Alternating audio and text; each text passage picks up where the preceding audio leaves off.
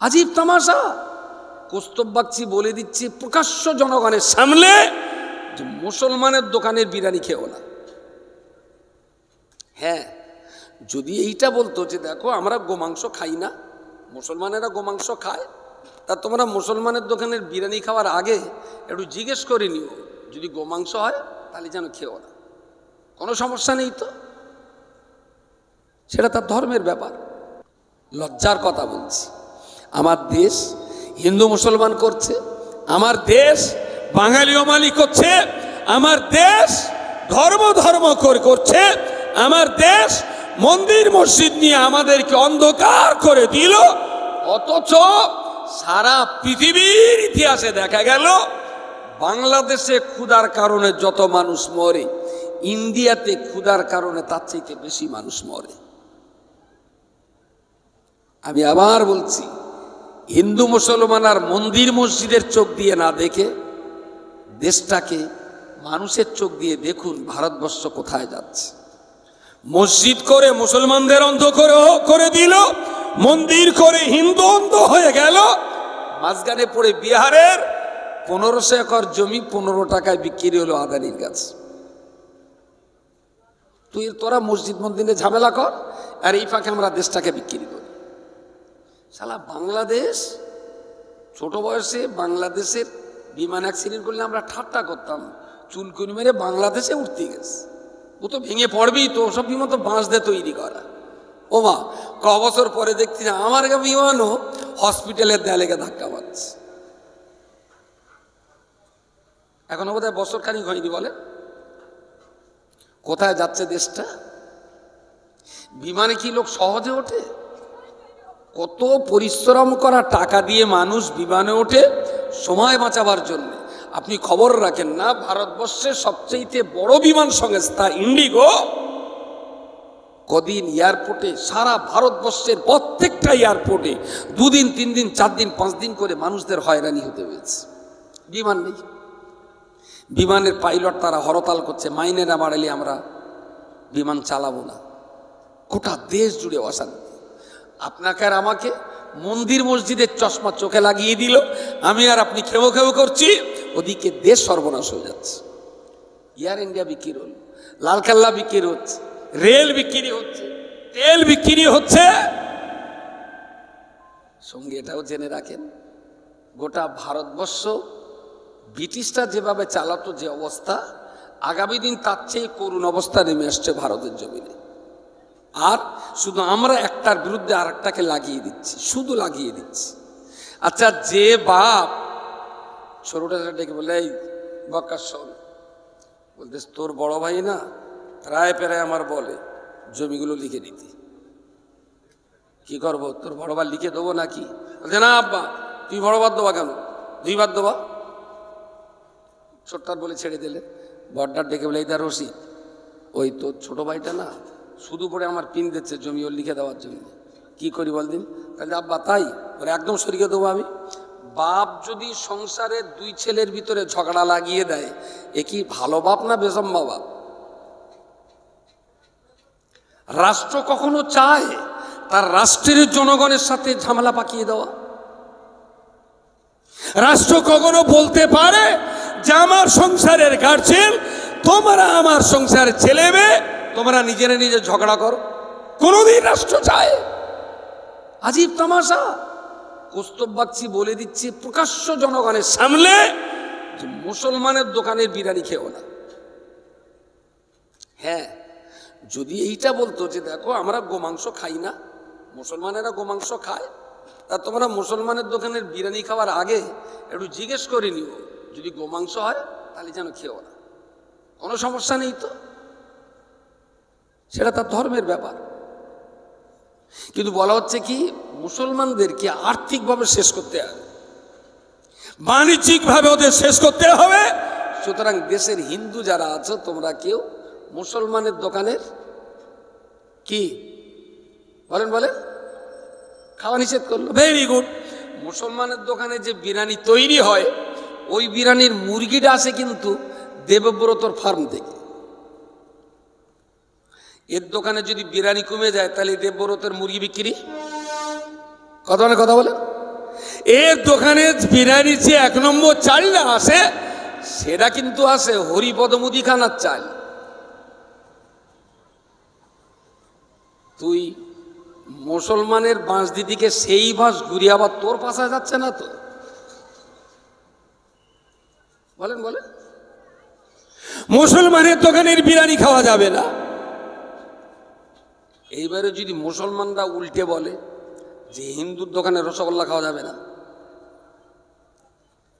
তাহলে হিন্দুরও মাল বিক্রি কম, মুসলমানেরও মাল বিক্রি কম, তাহলে এরা যদি আর্থিকভাবে পঙ্গু হয় তাহলে আমার দেশটা একদিন আর্থিকভাবে, এরা কিন্তু দেশের জনগণ না, গোটা দেশটাকেই শেষ করবার ষড়যন্ত্র করছে। আশ্চর্য ব্যাপার। কৌস্তব বাগচি যে জ্যাকেট, যে পাঞ্জাবি, যে পায়জামা পরে রয়েছে, যদি হিসেব করা হয় দেখা যাবে ও জ্যাকেটের বোতামের ঘর করেছিল মির্জানগরের কোনো মুসলমান। কি ওর যে পায়জামাটা হয়তো সেলাই করেছে আব্দুর রহিম দর্জি, অসম্ভব মোটেই না। তাহলে একই দেশের একই সংসারের মানুষ আমরা, তুমি বলছো তুমি ওর দোকানের মাল খাবে না, ও তোমার দোকানের মাল খাবে না, ওদের দোকানের মাল খেয়ে ওরা ওদেরকে গরিব করে দাও। এখন মুসলমানরা যদি গরিব হয়ে যায় তুই ভাই ভালো থাকতে পারবি? সরকার কি এগুলো দেখতে পায় না যে একই দেশের ভিতরে এটা কি করে হয়? এর এগেনস্টে কোনো ব্যবস্থা নেই। যারা হাততালি দিচ্ছেন একটু অপেক্ষা করুন, একটু অপেক্ষা করুন। আপনি কিন্তু নিজের ক্ষতি নিজেই ডেকে আনছেন। ওই জাহাজে নদীপথে যাচ্ছে তো, সাগর পথে যাচ্ছে তো, এখন 5-6 তলা জাহাজ, ওপরে 3 তলা, নিচে 3 তলা, মাঝখানের তালায় রান্না বান্না হয়। ওরা অপর থেকে এখানে এসে খেয়ে যায়, নিচের থেকে আর এখান থেকে খেয়ে যায়। মাঝখানে ক্যান্টিন হল, তাহলে আর কারোর বেশি জায়গা যেতে হবে না। এখন একদিন বোধহয় রান্নাবান্না খুব ভালো হয়েছে, এখন ওপরের ওরা খাচ্ছে, নিচের ওরা খাচ্ছে, খাতি খাতি একদম যারা নিচের তালায় ওদের যখন বলেছে যে তোমরা এসে খেয়ে নাও, ওরা এসে দিয়ে খাবার দাওয়া সব শেষ। খুব ভালো রান্না হয়েছে, সে 6 তলার লোকে সব খেয়ে ফেলেছে, 7 তলার লোকের আর, এরা তো মাথায় রক্ত উঠে গেছে, শালা আমাদের খাওয়া দেয়নি। আর ওরা এখন তো ওরা সব খেয়ে দিয়ে প্রায় শুয়ে পড়তেছে, সত্যের অবস্থা। বলছে শালা ওরা খেয়ে ঘুমোবে আর আমরা না খেয়ে পিটিকেল মেরে শোবো। এই চল তো বয়াকার, এই শাবল বের করতো, এই হাতুড়ি আর গাইতি কুমড়ে বের করতো, শালা জাহাজের পাটা খুলে দেবে। নিচের তলায় গিয়ে সেই শ্রেণী ধরে দুম দাম হাতুড়ি মারছে, গুপ গাপ শব্দ হচ্ছে, জাহাজের তলার তক্তা খসিয়ে দেবে। উপরের তলার লোক বলতে এত শব্দ হচ্ছে কি রে? তা বলছে সেই নিচে ওদের ভাত হয়নি, ওরা জাহাজের নিচের তলার তক্তা খুলে দিচ্ছে। বলো যাই, সে নিচের তলার তক্তা খুলিয়ে দিচ্ছে, ওরা ডুবিয়ে মারবেন, তুলে ঘুমো। বুঝতে পারেননি? মুসলমানরা নিচের তলায় বলে আপনি যেদের বাঁশ দিতে যাচ্ছেন, ওই মাসে যদি জাহাজের তক্তা হসকে যায়, কাকা তুমি কিন্তু 6 তলায়, তুমি কিন্তু 6 তলায়। দেশটা যদি বাঁচে মন্দিরও বাঁচবে, মসজিদও বাঁচবে। দেশ যদি বাঁচে হিন্দুও বাঁচবে, মুসলমানও বাঁচবে। দেশ যদি বাঁচে কলেজও বাঁচবে, হসপিটালও বাঁচবে। দেশ যদি বাঁচে কবরস্থানও বাঁচবে, শ্মশানঘাটও বাঁচবে। আসলে যদি দেশটা আদানির কাছে বিক্রি হয়ে যায়, কাকা তোমার শ্মশানঘাটও থাকবে না। ইউপি থেকে ঘুরে এসো একবার। আরে বাবরি মসজিদটা একটা, গত 5 বছরে শুধু ইউপির মন্দির ভাঙা হয়েছে প্রায় 1,500-এর অধিক। যাও না কাকা একবার দেখে এসো, বাঁশ কার কত যাচ্ছে। আমি আবার বলছি, ইসলাম বিভেদ শেখায় না, ইসলাম ঐক্য শেখায়। ইসলাম বিচ্ছিন্নতা শেখায় না, ইসলাম এক সূত্রে গাঁথা শেখায়। ইসলাম বলেছে রোজা রাখো, তাহলে গরিবকে পয়সা দান করার মানসিকতা তৈরি হবে। রোজা রাখো, তোমার শরীরটা ভালো থাকবে। আচ্ছা, দুটো ভালো হয়েছে আর একটা খারাপ হয়েছে, আর একটা খারাপ বলেন। মানব জাতির জন্য খারাপ, আর একটা বলেন। কোনো মুসলিম হিন্দুর জন্য খারাপ না, মানুষের জন্য খারাপ, এরকম একটা বলেন। কি জোরে বলেন? জুয়া। আমার আল্লাহ পাক রব্বুল আলামিন কোরআন শরীফে পরিষ্কার করে বলেছেন, ইন্নামাল খামরু ওয়াল মাইসিরু ওয়াল আনসাবু ওয়াল আসলামু রিজসুম মিন আমালিশ শাইতান ফাজতানিবুহু। হে পৃথিবীর মনুষ্য জাতি, আমি আল্লাহ তোমাদিগের জন্য বললাম, জুয়া খেলাটা তোমাদের আপাত দৃষ্টিতে ভালো হলেও এ জুয়া সমাজের জন্য ভালো নয়। এটা সমাজের জন্য বড় বিষাক্ত, বড় ভয়ঙ্কর। এই জুয়া কখনো তোমরা খেলবে না, জুয়ায় কখনো পয়সা ধরবে না, জুয়া খেলে কখনো পয়সা রোজগার করবে না। আমি আল্লাহ জুয়া তোমাদের জন্য হারাম করে দিলাম। কেন আল্লাহ জুয়া ইসলামে হারাম করেছেন? কেন জুয়া মানুষের জন্য হারাম হয়েছে? আমার পরের বক্তা কে? জি জি,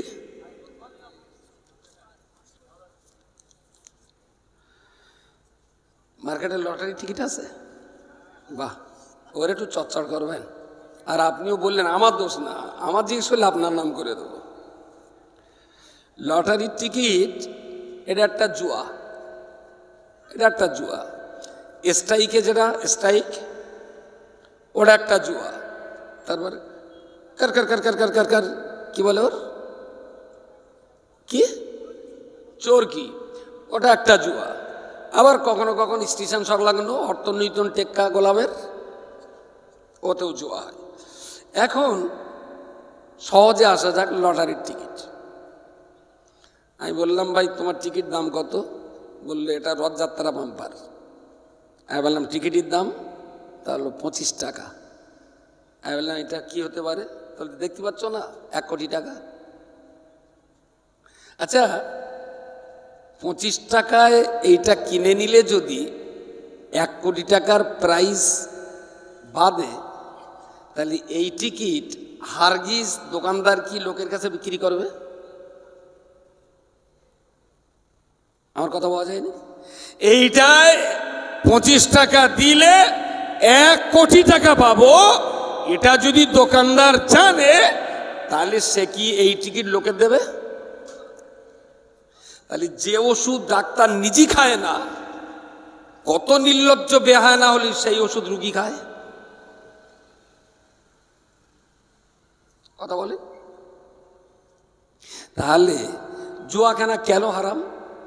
জুয়া খেলে বহু লোক সর্বস্ব হারায়, একটা মানুষ বড় লোক হয়। আমার কথা পাওয়া যায়নি? ধরুন আমার এই সাদা খুঁটিয়ার পেছনের এই খুঁটি সোজা, এ পাশটা চাঁদপুর না মির্জানগর, এ পাশটা চাঁদপুর। আমার এই খুঁটি সোজা, এদিকেও 5টা লোক, এদিকে 5টা লোক। এখন আমার এই মির্জানগরে যে 500 মানুষ আছে, এদের সবার কাছে 1000 কোটি টাকা আছে। মোট কত হলো? সবার কাছে 1000 করে আছে, 500 লোকের কাছে 5 লাখ। এটা মির্জানগর, এটা চাঁদপুর। চাঁদপুরেও 5টা লোক বাস করে, এদেরও 5 লাখ টাকা আছে। 5টা লোকের কাছে 5 লাখ টাকা আছে, আর 495টা লোকের পকেট ফাঁকা। এদিকেও 5টা লোক 5 লাখ, এদিকেও 5টা লোক 5 লাখ। এদিকে সবার পকেটে 1000 করে, এদিকে 495টা পকেট ফাঁকা, আর 5টা পকেটে 5 লাখ। অর্থনৈতিক দৃষ্টিভঙ্গিতে কোন গ্রামটা উন্নত? এইটা মানে চাঁদপুর না মির্জানগর? চাঁদপুর অর্থনৈতিকভাবে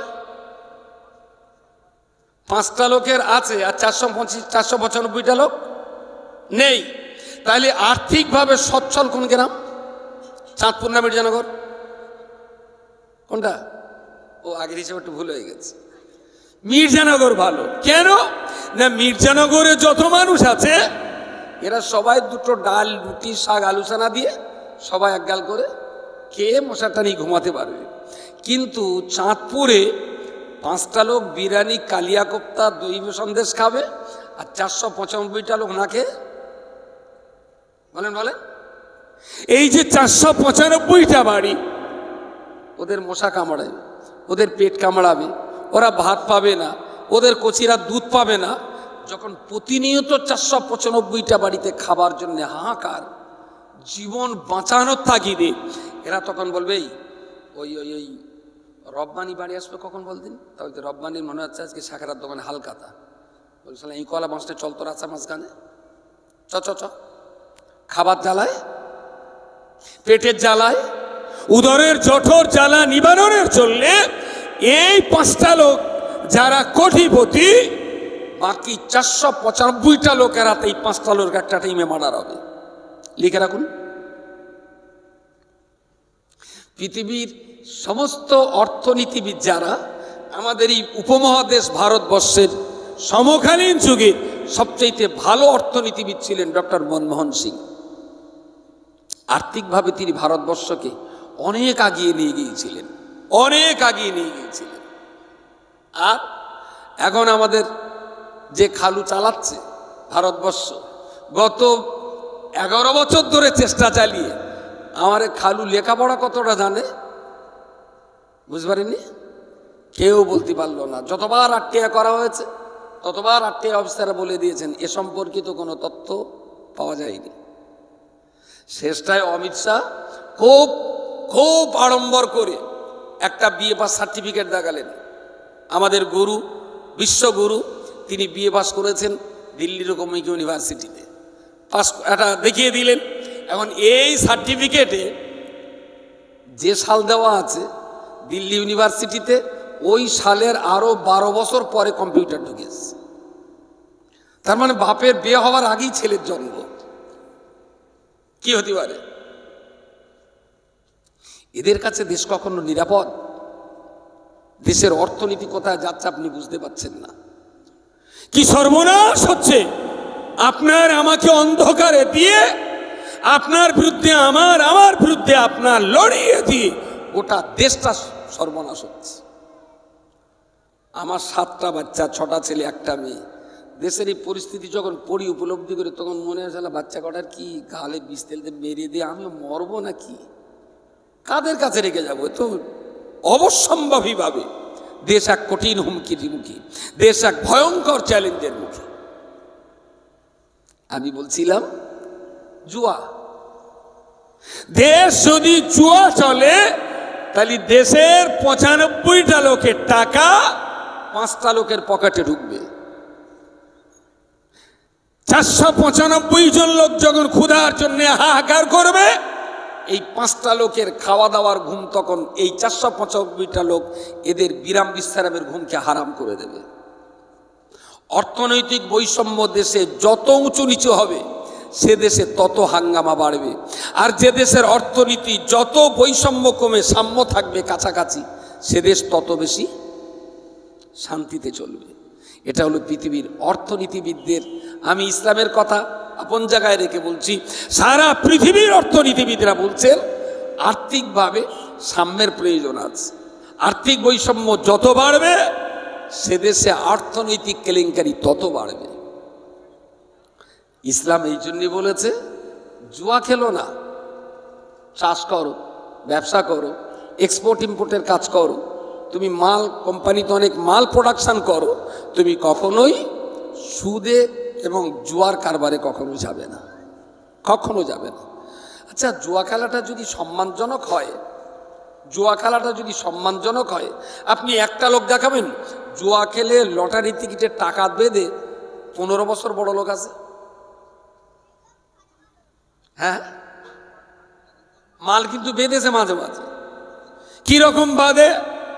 ধরুন রথযাত্রা বাম্পার, যে কোম্পানি এই টিকিটটা চালাচ্ছে, কোম্পানি প্রথমে ঠিক করে নিল যে আমরা এবারে মোটের উপরে 1 কোটি টাকার টিকিট বিক্রি করব।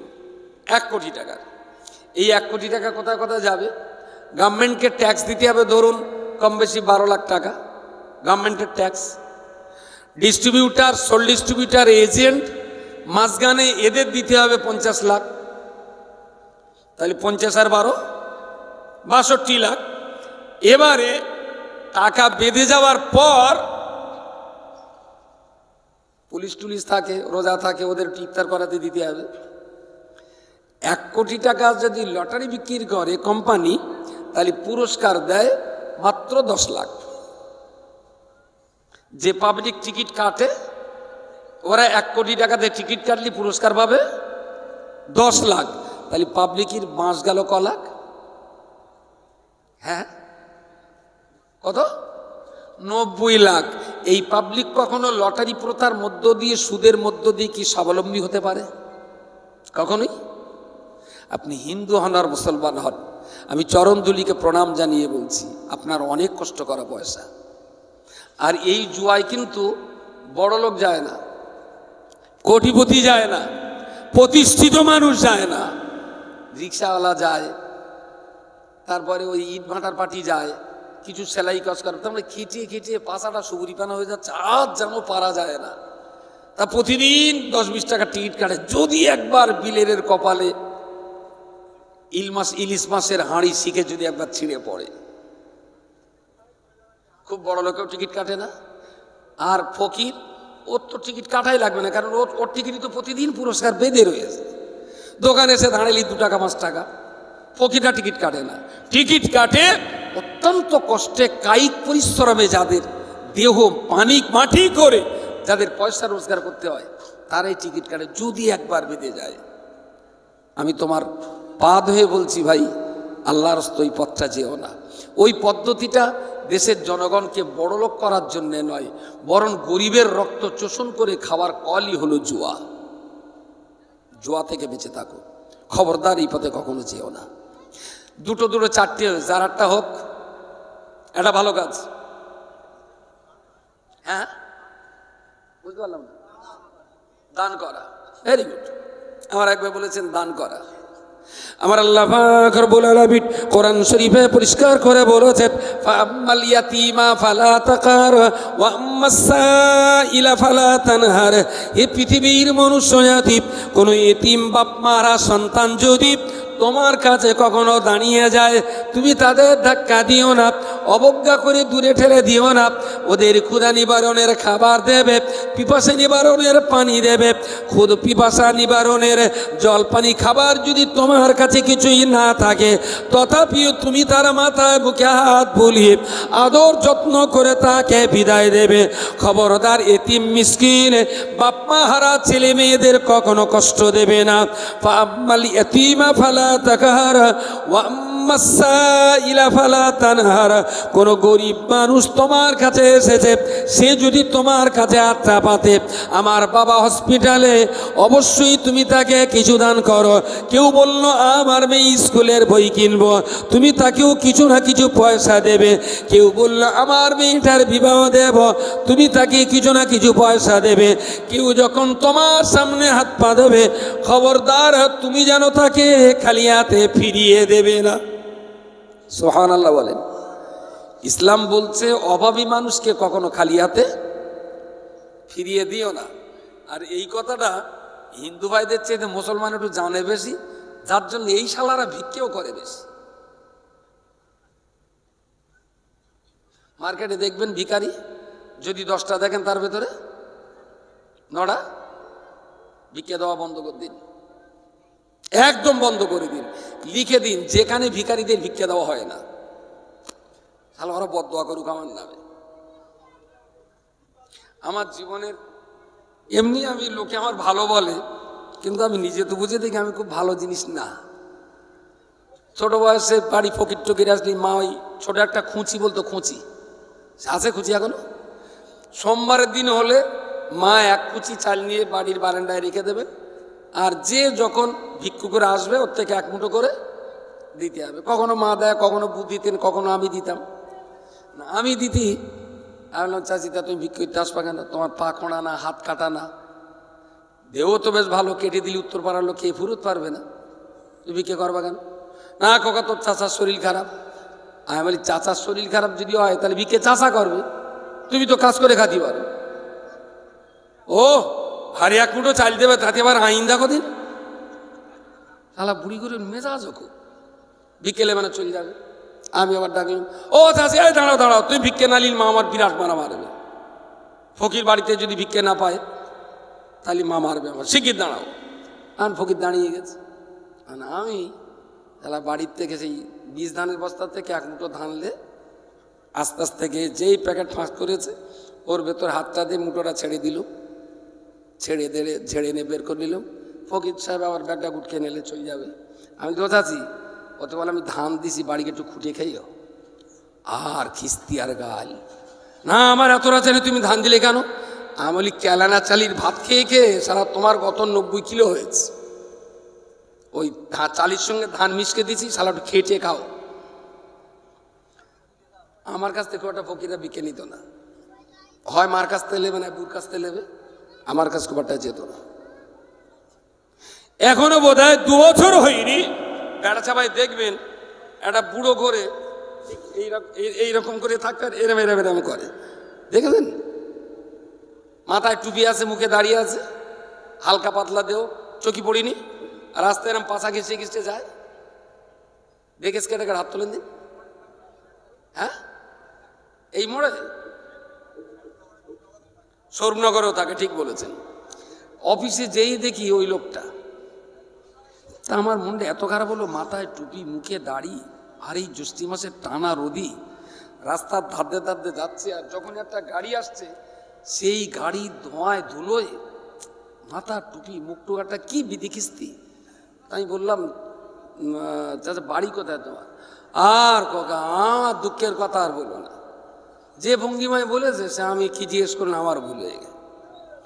তাই আমি তুমি থাকো কোথায় চাচা? ওই নগর কোচের দিক থাকি, একজনের বাড়ি, ওই দুটো খাওয়া দেয়, আর আল্লাহ এইভাবে পার করে দেয়। ওগুলোকে আবার হাতে এরাম এরাম করে সবসময়, তাই না?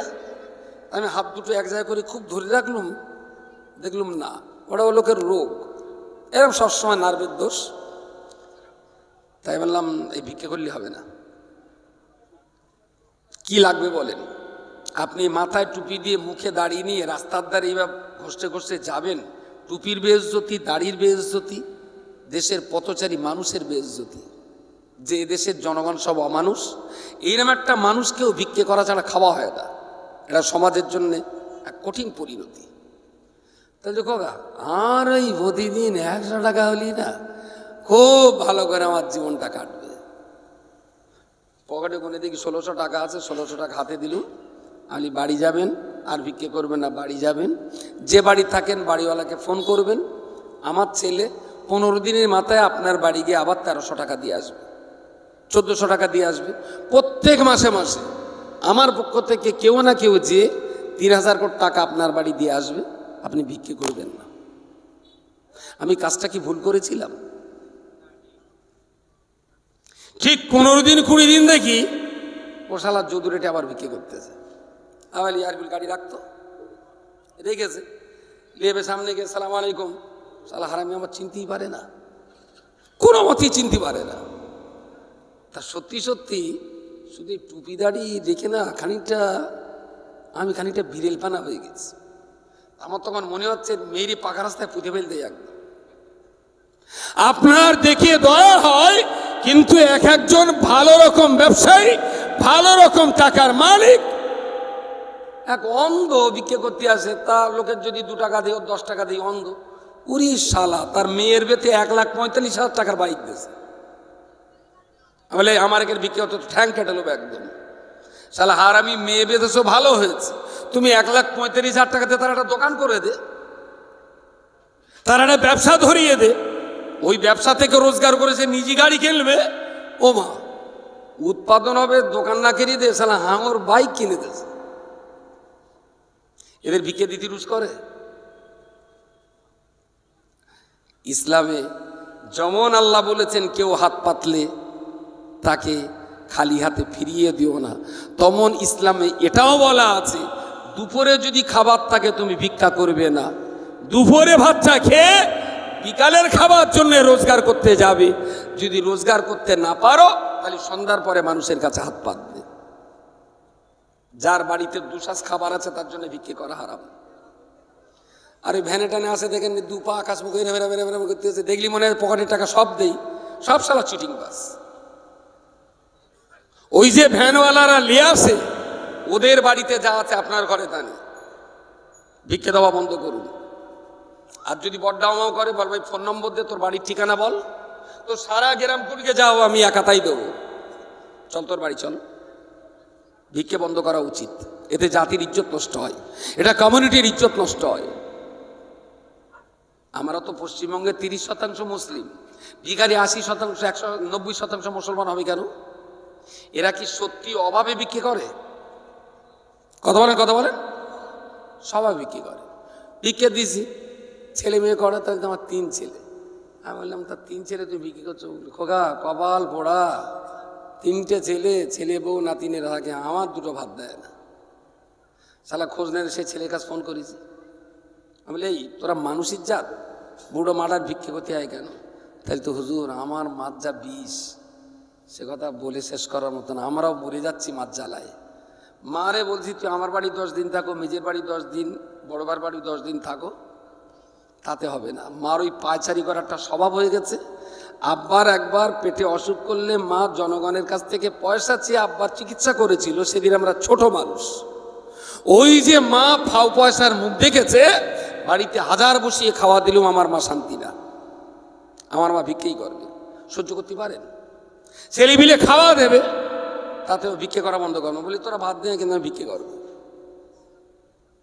এদের ভিক্ষে দেওয়া মানে, কথা বলেন, সমাজকে আরো নিম্নের দিকে ঠেলে দেওয়া। ভিক্ষা দেবেন না। দান করা ইসলামের মহৎ কাজ, কিন্তু জায়গা বেছে দেওয়াটা অত্যন্ত গুরুত্বপূর্ণ, খুবই গুরুত্বপূর্ণ। দান করলে দানী ব্যক্তির অন্তর শান্তি পায়, অন্তর শান্তি পায়। অর্থনৈতিক বৈষম্য দূর হয়, অর্থনৈতিক সাম্য প্রতিষ্ঠা হয়, দেশের জনগণ শান্তি নিরাপত্তা পেতে পারে দানের মধ্য দিয়ে। ইসলাম এই জন্যে দান করার ব্যাপারে মানুষের উৎসাহিত করেছেন। এই রকম দেওয়ার চাইতে, গ্রামে একটা লোক দেখবেন মারা গেছেন, তার স্ত্রী একটা মেয়ে নিয়ে শ্বশুর বাড়িতে খুব কষ্ট করে কাল যাপন করছেন। আমি বলছি, আপনার 8-10 জন মিলে ওই মহিলাটাকে একটা সেলাই মেশিন কিনে দিন। আমার কথা পাওয়া যায়নি? সারা বছর এইসব হাঙর কুমিরিতে না গিলিয়ে আপনারা 4-5 জন একটু স্বাবলম্বী ব্যক্তি 5,000-6,000 টাকা দিয়ে ওই মহিলাটাকে একটা সেলাই মেশিন কিনে দিন। ওকে যেন আর কারোর মোকাপেক্ষি থাকতে না হয়।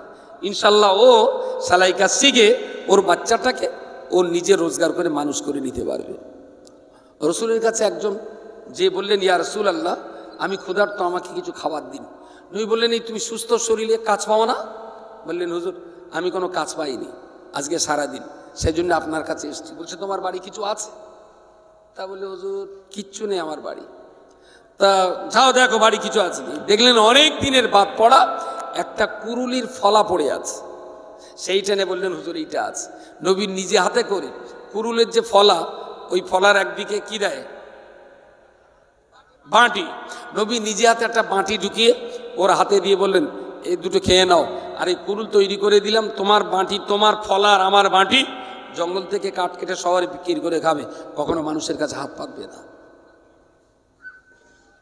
আমি বলছি, 1000 মানুষকে এইভাবে না দিয়ে যারা প্রকৃত অর্থে অভাবী, তাদের 10 জন 20 জন মিলে একজনকে দিয়ে দাঁড় করিয়ে দিন। যদি সিস্টেমেটিক্যালি অর্থনৈতিক এই পরিস্থিতিকে আমরা মড়া দিতে পারি, 2 থেকে 3 বছরের ভিতরে আমরা সমাজ থেকে ফকির নির্মূল করে দিতে পারি। না খেয়ে কেউ মরবে না, না খেয়ে কেউ মরবে না। আমরা দান করার জন্য প্রস্তুত আছি। প্রিয় শ্রোতা মণ্ডলী, বলতে বলতে আর 3 মিনিট, হুজুর ডাকো। আর এসব মেমোরি তো 1.5 GB 2 GB মেমোরি, এরপরে মুছা এসে দেবেন, আমার মাল পেছন দিক থেকে ডিলিট হয়ে যাবেন। আল্লাহর রাস্তায় বলছি, ইসলামে যা যা আছে সবটা মানুষের জন্যে, মুসলমানের জন্যে না। ইসলাম কি মুসলমানদের জন্য? কথা বলেন। আমার আল্লাহ পাক রব্বুল আলামিন কোরআন শরীফের অপর একটা জায়গায় বলেছেন, হে পৃথিবীর মনুষ্য জাতি, আমি আল্লাহ তোমাদেরকে ইসলাম দিলাম, আমি আল্লাহ তোমাদেরকে কোরআন দিয়েছি। এই কোরআন তোমরা নিজেরা পড়বে, বুঝবার চেষ্টা করবে। এ কোরআন তোমরা নিজেরা নিজেদের জীবনে কাজে লাগাবে। হুদাল লিন্নাসি। আল্লাহ পাক বলেছেন আমার কোরআন মনুষ্য জাতির জন্য, আমি আল্লাহ এ কোরআন মুসলমানদের জন্য আল্লাহ বলেন নাই, আল্লাহ বলেছেন ইসলাম আর কোরআন মানব জাতির জন্য। জোরে বলুন সুবহানাল্লাহ। আপনি যদি কোরআন যত মেনে চলবেন তত আপনি শান্তিতে থাকতে পারবেন। ইসলাম থেকে যত দূরে সরে যে মদ খাবেন তো ইজ্জত চলে যাবে। ইসলাম চুরি করতে বারণ করেছে, যত চুরি করবেন তত আপনি মারধর খাবেন। ইসলাম নামাজ পড়তে বলেছে, যত নামাজ পড়বেন ততই আপনি ভালো থাকবেন। পিতামাতার সেবা করবার কথা বলা আছে, বাপমার অবাধ্যতা করতে ইসলাম বারণ করেছে। ও বান্দা মনে রাখুন, প্রতিবেশীর হক আদায় করতে বলেছে, মাতৃভূমি দেশকে ভালোবাসতে বলেছেন। ও আল্লাহর বান্দা মনে রাখুন, আল্লাহ পাক রব্বুল আলামিন যা যা আমাদেরকে আদেশ করেছেন ওই আদেশ অনুযায়ী যদি জীবন গঠন করতে পারেন, নিশ্চিত আপনি পৃথিবীর 1 নম্বর মানুষ তৈরি হয়ে যাবেন। আর যত ইসলাম থেকে আপনি দূরে সরবেন তত বেশি বলেন বলেন। ইসলাম থেকে দূরে সরে গেলেন মাতাল হয়ে গেলেন, ঝাঁটালাতি। ইসলাম থেকে দূরে সরে গেলেন মানে জুয়াখোর হয়ে গেলেন। জুয়াখোর মানে কোন জুয়াখোর বাড়ি বোর কাছে সম্মান পায় বলে মনে হয়? হ্যাঁ, জুয়া খেলা কত ভয়ঙ্কর অভিশাপ এটা বুঝতে গেলে তার স্ত্রীর সঙ্গে একবার দেখা করবেন। আমি জুয়াখোরদের স্ত্রীর সঙ্গে কথাবার্তা বলি, আপনাদেরকে বলছি ওদের জীবনের কত দুঃখ, সে কথা বলার অবকাশ রাখে। কই মৌলানা কই? আমি শেষ পর্যায়ে এসেছি। বিশ্বাস করুন, আল্লাহ আমাদের বুঝবার তৌফিক দিন। আমাদের এই দেশটাকে আল্লাহ যেন মানুষের দেশে পরিণত করেন। আর বিবাদ বিসম্বাদ, আমি 2017-18 বলেছিলাম, দেশে যাদের ঘর আছে, যারা দেশের ভোট দিয়েছে, যাদের আধার কার্ড আছে, তারা মানুষের চোখে দেখে একটাকেও তাড়ানো যাবে না। ওরা আমার দেশের জনগণ, সব আমার দেশে থাকবে না। বাংলাদেশ থেকে এসে, আমি বাংলাদেশে যদি এসে থাকে তাহলে বিএসএফ কি নাকে তেলতে ঘুমাচ্ছিল? এরা বাংলাদেশ থেকে আসার কারণে তারা এখন জমি কিনেছে, তারা ছেলেপিলে লেখাপড়া করেছে, তারা চাকরি করে, তারা ব্যবসা করছে। এখন যদি তাদের তাড়িয়ে দেওয়া হয় তারা যাবে কোথায়? বলুন বলুন, এটা কি কোনো মানুষের কাজ যাদেরকে এখন তাড়িয়ে দেওয়া হবে? আমি যখন বক্তৃতা করতাম না, তখন হিন্দুরা, অনেক হিন্দু কমেন্ট করত, ও শালা বাংলাদেশি মাল বাংলাদেশে পালাতে হবে, তো সেই জন্যে এত দেশের জনগণের প্রতি মায়া দেখাচ্ছে। আমি বুঝবি চাষি বেলা হলি। বাংলাদেশ থেকে কড়া মুসলমান এসছে ইন্ডিয়াতে বলেন, আর কড়া হিন্দু এসছে। আজকে উপায়টা কি তাদের? আমি আজও বলছি, মানুষকে হিন্দু আর মুসলমানের চোখে না দেখে মানুষকে মানুষের চোখে দেখা হোক। আমরাই তো বলি সবার উপরে মানব সত্য, তাহার উপরে নাই। তাই যদি হয় তাহলে যে দেশের জনসংখ্যা যত বৃদ্ধি পাবে সেই দেশ তত উন্নয়নশীল দেশে পরিণত হবে। যদি মনে করেন না জনগণ বেশি হলে দেশ খারাপ হবে, তাহলে ভারতবর্ষের সব মানুষগুলো অন্য দেশে এড়িয়ে দাও, দেখি ভারত কি করে চলে। দেশে 140 কোটি মানুষ যাচ্ছে, সব অন্য দেশে দাও, দেখি দেশের কত উন্নতি হয়। তাহলে আমি যা রোজগার করবো সারাদিন খেটে 500 টাকা যদি রোজগার করি, একটা সাবান কিনবো 50 টাকা, তাতে সরকার ট্যাক্স পাবে 5 টাকা। একটা জাঙ্গিয়া কিনবো 150 টাকার, তাকে সরকার জিএসটি নেবে 45 টাকা। নেবে তো নাকি? তাহলে দেশের জনগণ যত বাড়বে সরকারের আয় রোজগার তত তত বাড়বে। মানব সম্পদ তো সেরা সম্পদ। বিদেশি মানুষ যদি এখানে থেকে থাকে 2 লাখ 4 লাখ, থাক না, তারা যাদেরকে এসআইআর ধরা পড়বে দেশের না, ওদের কি করা হবে আজও কিন্তু পরিষ্কার না। আমি জিজ্ঞেস করেছি ওদের কি তাড়িয়ে দেওয়া হবে? তা বলছে না। আমি ওদেরকে রাখা হবে? তা বলছে হ্যাঁ।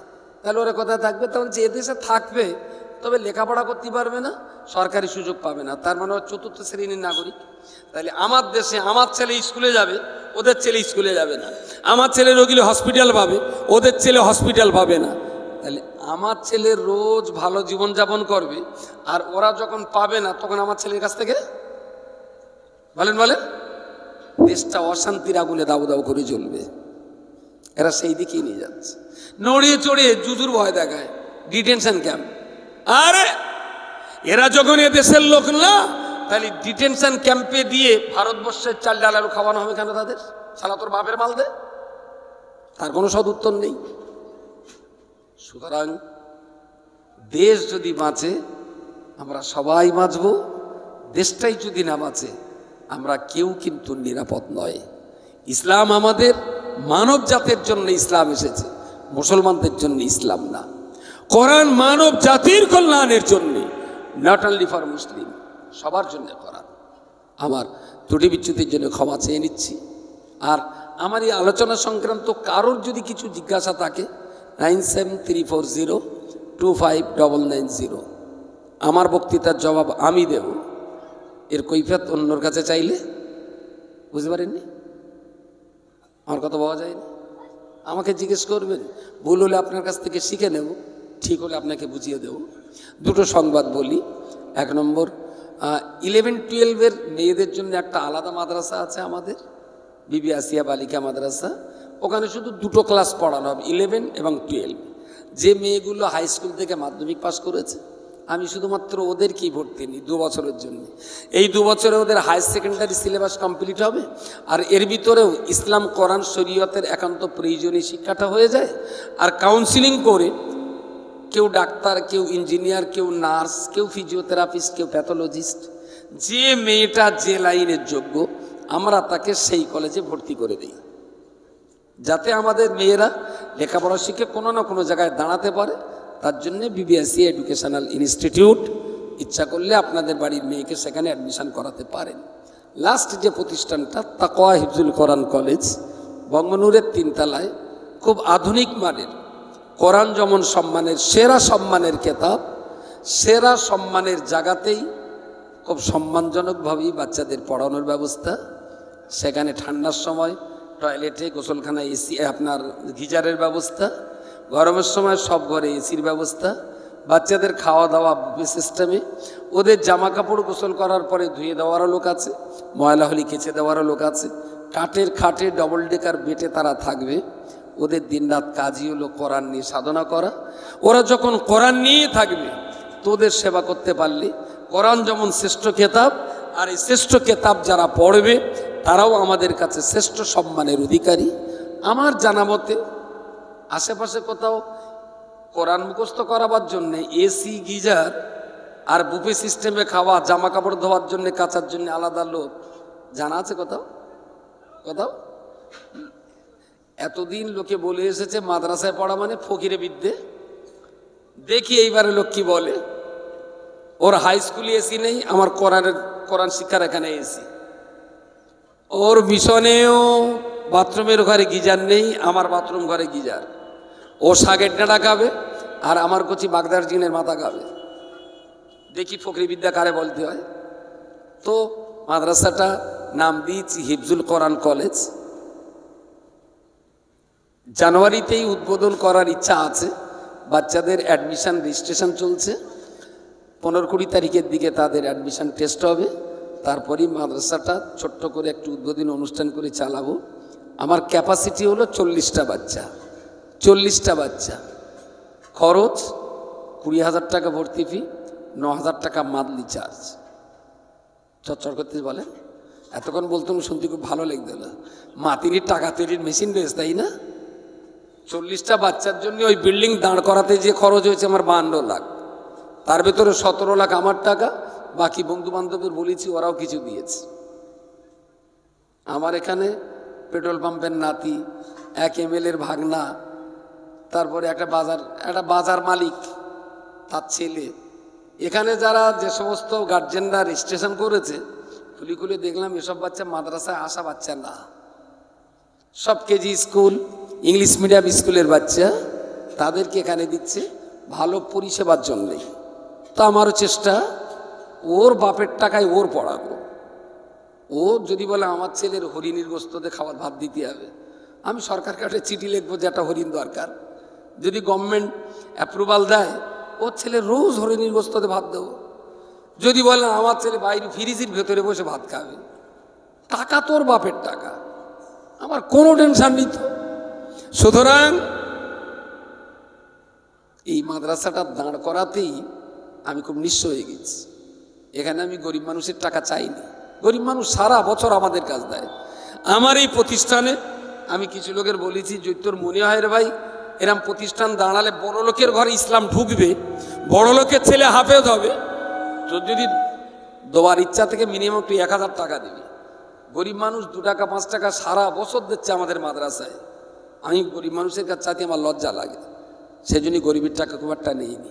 কিছু লোক দুঃখ করেছে, তাদের বলবে তুই 1 টাকা দে, তুই আমার মাদ্রাসা একটা পার্টনার, 1 টাকা দিছিস মানে তুই একটা পার্টনার। এদের অতিরিক্ত গরিবের কাছে আমার কোনো দাবি নেই। আমি বিদায় নিচ্ছি। আমাদের সকলের শ্রদ্ধা ভাজন জানাব হজরত মাওলানা হাফেজ মুসা কালিম সাহেব তিনি এসেছেন, তার আলোচনা আমাদের শুনতে হবে। যারা দাঁড়িয়ে রয়েছেন অনেক সময় ধরে, যদি কষ্ট হয় বসতেও পারেন, যেটা আপনার মর্জি।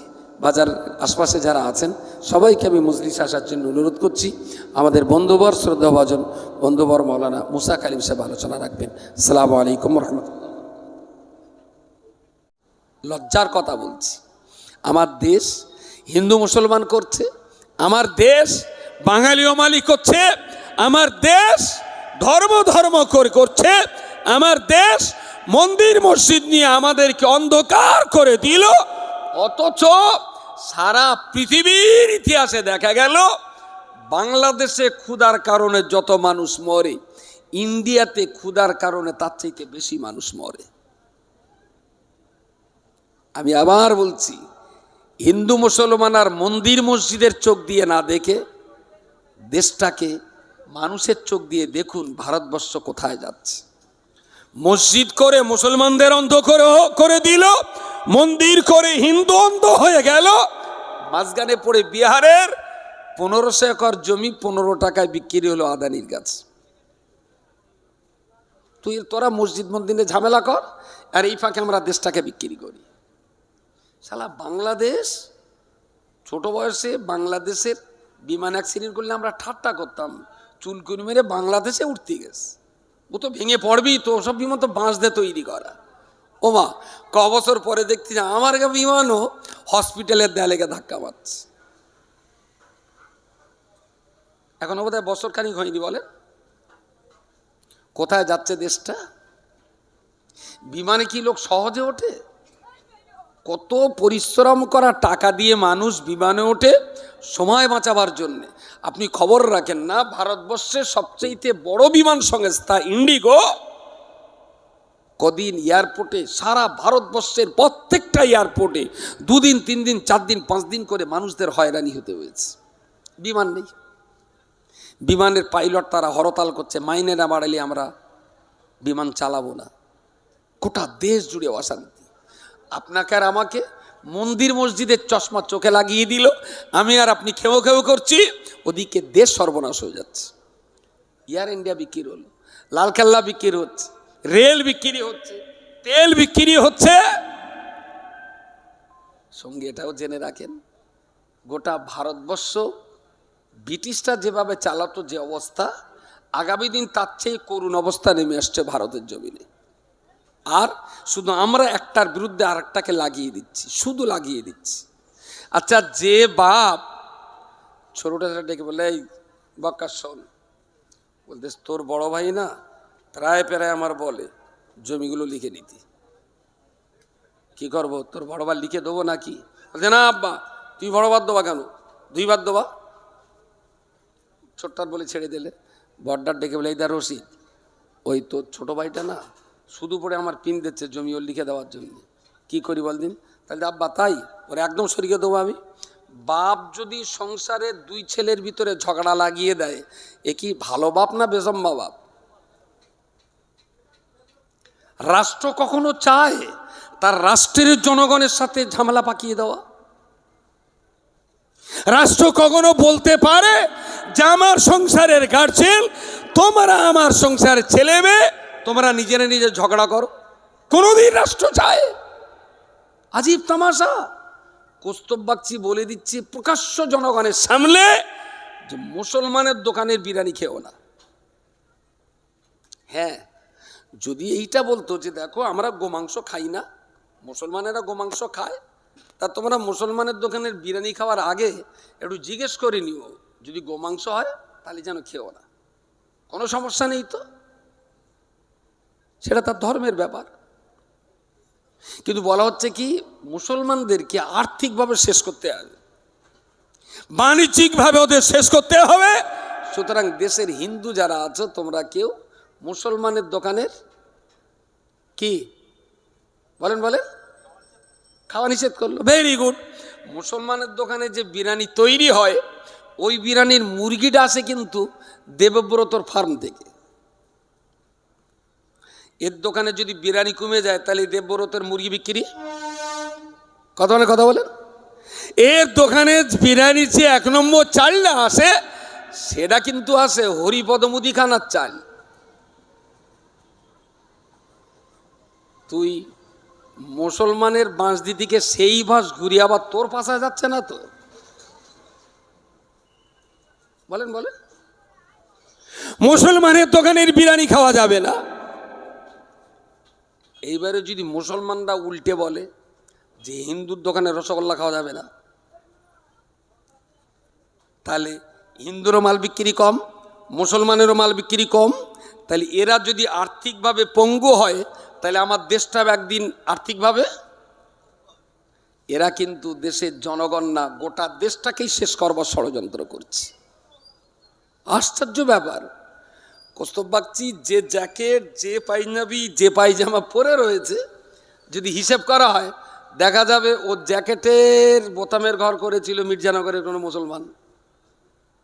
কি ওর যে পায়জামাটা হয়তো সেলাই করেছে আব্দুর রহিম দর্জি, অসম্ভব মোটেই না।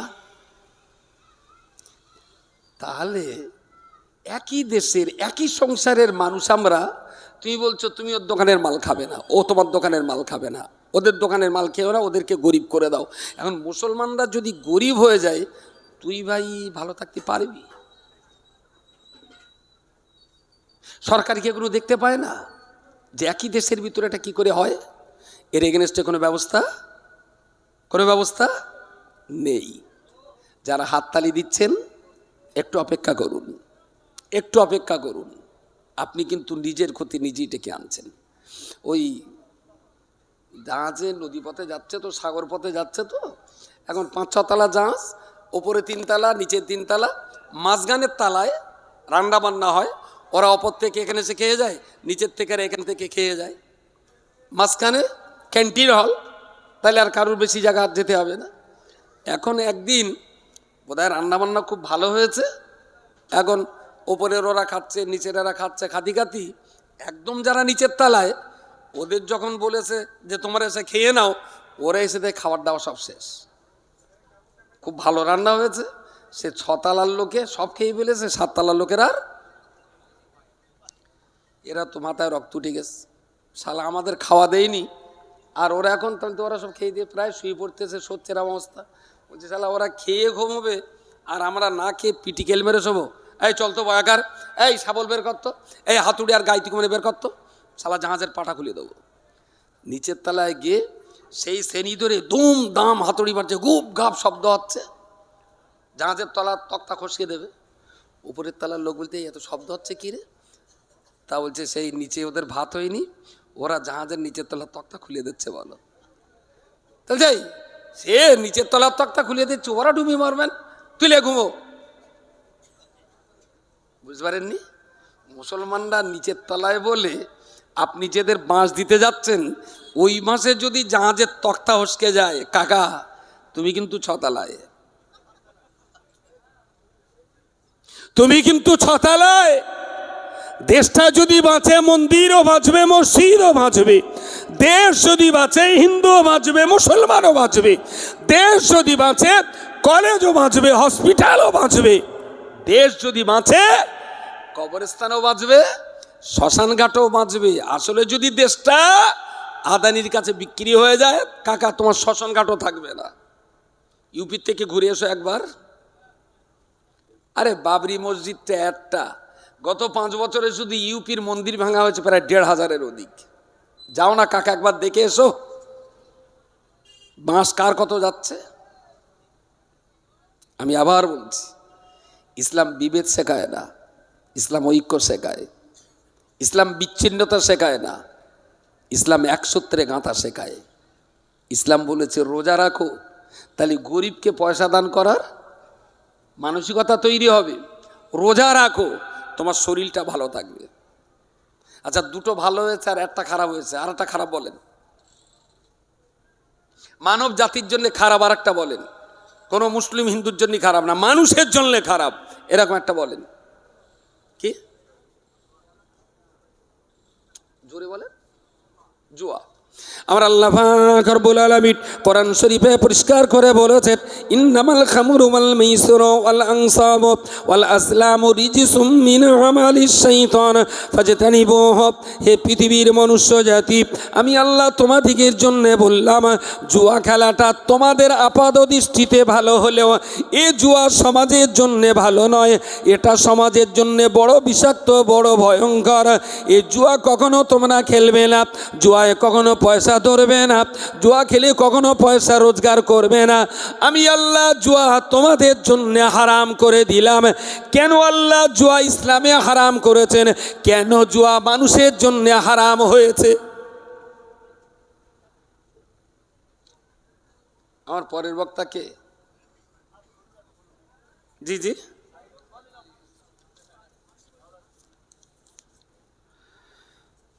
মার্কেটে লটারি টিকিট আছে? বাহ, ওর একটু চচ্চড় করবেন। আর আপনিও বললেন আমার দোষ না, আমার জিজ্ঞেস করলে আপনার নাম করে দেবো। লটারির টিকিট এটা একটা জুয়া, এটা একটা জুয়া। স্ট্রাইকে যেটা স্ট্রাইক, ওটা একটা জুয়া। তারপরে কার কার কার কার কার কার কার কি বলে ওর, কি চোরকি, ওটা একটা জুয়া। আবার কখনো কখনো স্টেশন সংলগ্ন অর্থনৈতন টেক্কা গোলামের, ওতেও জুয়া হয়। এখন সহজে আসা যাক লটারির টিকিট। আমি বললাম, ভাই তোমার টিকিট দাম কত? বললে এটা রথযাত্রা বাম্পার। আমি বললাম টিকিটের দাম? তাহলে 25 টাকা। আমি বললাম এটা কি হতে পারে? তাহলে দেখতে পাচ্ছ না 1 কোটি টাকা। আচ্ছা, 25 টাকায় এইটা কিনে নিলে যদি 1 কোটি টাকার প্রাইস বাদে, তাহলে এই টিকিট হারগিজ দোকানদার কি লোকের কাছে বিক্রি করবে? আমার কথা বলা যায়নি? এইটায় 25 টাকা দিলে 1 কোটি টাকা পাবো, এটা যদি দোকানদার জানে, তাহলে সে কি এই টিকিট লোকের দেবে? তাহলে যে ওষুধ ডাক্তার নিজে খায় না, কত নির্লজ্জ বেহায় না হলে সেই ওষুধ রুগী খায়। কথা বলে? তাহলে জুয়া খেলা কেন হারাম? জুয়া খেলে বহু লোক সর্বস্ব হারায়, একটা মানুষ বড় লোক হয়। আমার কথা পাওয়া যায়নি? ধরুন আমার এই সাদা খুঁটিয়ার পেছনের এই খুঁটি সোজা, এ পাশটা চাঁদপুর না মির্জানগর, এ পাশটা চাঁদপুর। আমার এই খুঁটি সোজা, এদিকেও 5টা লোক, এদিকে 5টা লোক। এখন আমার এই মির্জানগরে যে 500 মানুষ আছে, এদের সবার কাছে 1000 কোটি টাকা আছে। মোট কত হলো? সবার কাছে 1000 করে আছে, 500 লোকের কাছে 5 লাখ। এটা মির্জানগর, এটা চাঁদপুর। চাঁদপুরেও 5টা লোক বাস করে, এদেরও 5 লাখ টাকা আছে। 5টা লোকের কাছে 5 লাখ টাকা আছে, আর 495টা লোকের পকেট ফাঁকা। এদিকেও 5টা লোক 5 লাখ, এদিকেও 5টা লোক 5 লাখ। এদিকে সবার পকেটে 1000 করে, এদিকে 495টা পকেট ফাঁকা, আর 5টা পকেটে 5 লাখ। অর্থনৈতিক দৃষ্টিভঙ্গিতে কোন গ্রামটা উন্নত? এইটা মানে চাঁদপুর না মির্জানগর? চাঁদপুরে অর্থনৈতিকভাবে 5টা লোকের আছে, আর 495টা লোক নেই। তাহলে আর্থিকভাবে সচ্ছল কোন গ্রাম? চাঁদপুর না মির্জানগর? কোনটা? ও আগের হিসেবে একটু ভুল হয়ে গেছে। মির্জানগর ভালো। কেন না, মির্জানগরে যত মানুষ আছে এরা সবাই দুটো ডাল, রুটি, শাক, আলু সানা দিয়ে সবাই এক গাল করে খেয়ে মশার টানি ঘুমাতে পারবে। কিন্তু চাঁদপুরে 5টা লোক বিরিয়ানি, কালিয়া কোপ্তা, দই সন্দেশ খাবে, আর 495টা লোক না খেয়ে, বলেন বলেন, এই যে 495টা বাড়ি, ওদের মশা কামড়াবে, ওদের পেট কামড়াবে, ওরা ভাত পাবে না, ওদের কচিরা দুধ পাবে না। যখন প্রতিনিয়ত 495টা বাড়িতে খাবার জন্য হাহাকার, জীবন বাঁচানোর তাগিদে, এরা তখন বলবে এই ওই ওই ওই রব্বানি বাড়ি আসবে কখন বলদিন? তাহলে রব্বানির মনে হচ্ছে আজকে শাখারার দোকানে হালকাতা বলছিল, এই কলা বাঁশটা চল তোর আছা মাঝখানে চ চ চ। খাবার জ্বালায়, পেটের জ্বালায়, উদরের জঠর জ্বালা নিবারণের চললে এই 5টা লোক যারা কোটিপতি, বাকি 495টা লোকের হাতে এই 5টা লোক একটা টাইমে মার্ডার হবে। লিখে রাখুন। পৃথিবীর সমস্ত অর্থনীতিবিদ যারা, আমাদের এই উপমহাদেশ ভারতবর্ষের সমকালীন যুগে সবচাইতে ভালো অর্থনীতিবিদ ছিলেন ডক্টর মনমোহন সিং। আর্থিকভাবে তিনি ভারতবর্ষকে অনেক আগিয়ে নিয়ে গিয়েছিলেন, অনেক আগিয়ে নিয়ে গিয়েছিলেন।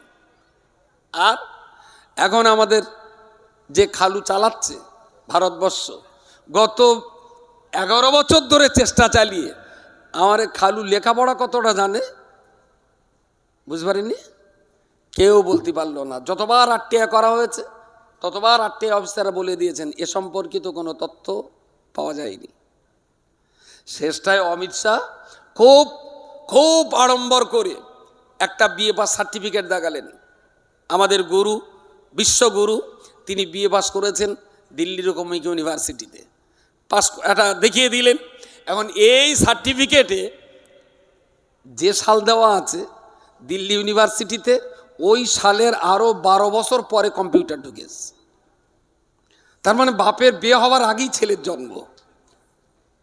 কি হতে পারে? এদের কাছে দেশ কখনো নিরাপদ? দেশের অর্থনীতি কোথায় যাচ্ছে আপনি বুঝতে পারছেন না। কি সর্বনাশ হচ্ছে! আপনার আমাকে অন্ধকারে দিয়ে, আপনার বিরুদ্ধে আমার, আমার বিরুদ্ধে আপনার লড়িয়ে দিয়ে গোটা দেশটা সর্বনাশ হচ্ছে। আমার 7টা বাচ্চা, 6টা ছেলে, 1টা মেয়ে। দেশের এই পরিস্থিতি যখন পড়ি, উপলব্ধি করি, তখন মনে হয় শালা বাচ্চা কটার কি গালে বিষ তেল দিয়ে মেরিয়ে দিয়ে আমিও মরবো নাকি, কাদের কাছে রেখে যাবো? তো অবশ্যম্ভাবীভাবে দেশ এক কঠিন হুমকির মুখে, দেশ এক ভয়ঙ্কর চ্যালেঞ্জের মুখে। আমি বলছিলাম জুয়া, দেশ যদি জুয়া চলে তাহলে দেশের 95টা লোকের টাকা 5টা লোকের পকেটে ঢুকবে। 495 জন লোক যখন ক্ষুধার জন্য হাহাকার করবে, এই 5টা লোকের খাওয়া দাওয়ার ঘুম তখন এই 495টা লোক এদের বিরাম বিশ্রামের ঘুমকে হারাম করে দেবে। অর্থনৈতিক বৈষম্য দেশে যত উঁচু নিচু হবে, সে দেশে তত হাঙ্গামা বাড়বে। আর যে দেশের অর্থনীতি যত বৈষম্য কমে সাম্য থাকবে কাছাকাছি, সে দেশ তত বেশি শান্তিতে চলবে। এটা হলো পৃথিবীর অর্থনীতিবিদদের, আমি ইসলামের কথা আপন জায়গায় রেখে বলছি, সারা পৃথিবীর অর্থনীতিবিদরা বলছেন আর্থিকভাবে সাম্যের প্রয়োজন আছে। আর্থিক বৈষম্য যত বাড়বে, সে দেশে অর্থনৈতিক কেলেঙ্কারি তত বাড়বে। ইসলাম এই জন্যই বলেছে জুয়া খেলো না, চাষ করো, ব্যবসা করো, এক্সপোর্ট ইম্পোর্টের কাজ করো, তুমি মাল, কোম্পানিতে অনেক মাল প্রোডাকশান করো, তুমি কখনোই সুদে এবং জুয়ার কারবারে কখনো যাবে না, কখনো যাবে না। আচ্ছা, জুয়া খেলাটা যদি সম্মানজনক হয়, জুয়া খেলাটা যদি সম্মানজনক হয়, আপনি একটা লোক দেখাবেন জুয়া খেলে লটারি টিকিটের টাকা বেঁধে 15 বছর বড় লোক আছে? হ্যাঁ, মাল কিন্তু বেঁধেছে মাঝে মাঝে। কিরকম বাদে? ধরুন রথযাত্রা বাম্পার, যে কোম্পানি এই টিকিটটা চালাচ্ছে কোম্পানি প্রথমে ঠিক করে নিল যে আমরা এবারে মোটের উপরে 1 কোটি টাকার টিকিট বিক্রি করব, 1 কোটি টাকার। এই 1 কোটি টাকা কোথায় কোথায় যাবে? গভর্নমেন্টকে ট্যাক্স দিতে হবে, ধরুন কম বেশি 12 লাখ টাকা গভর্নমেন্টের tax. Distributor, sole distributor, agent, মাঝখানে এদের দিতে হবে 50 লাখ। তাহলে 50 আর 12 62 লাখ। এবারে টাকা বেঁধে যাওয়ার পর পুলিশ টুলিশ থাকে, রোজা থাকে, ওদের ইফতার করাতে দিতে হবে। 1 কোটি টাকা যদি লটারি বিক্রি করে কোম্পানি, তাহলে পুরস্কার দেয় মাত্র 10 লাখ। যে পাবলিক টিকিট কাটে ওরা 1 কোটি টাকাতে টিকিট কাটলে পুরস্কার পাবে 10 লাখ। তাহলে পাবলিকের বাঁশ গেল ক লাখ? হ্যাঁ, কত? 90 লাখ। এই পাবলিক কখনো লটারি প্রথার মধ্য দিয়ে, সুদের মধ্য দিয়ে কি স্বাবলম্বী হতে পারে? কখনোই। আপনি হিন্দু হন আর মুসলমান হন, আমি চরণধুলিকে প্রণাম জানিয়ে বলছি, আপনার অনেক কষ্ট করা পয়সা। আর এই জুয়ায় কিন্তু বড় লোক যায় না, কোটিপতি যায় না, প্রতিষ্ঠিত মানুষ যায় না, রিক্সাওয়ালা যায়, তারপরে ওই ইট ভাটার পার্টি যায়, কিছু সেলাই কাজ করে। তারপরে খেটিয়ে খেটিয়ে পাশাটা সুবুরি পানা হয়ে যাচ্ছে, আর যেন পারা যায় না।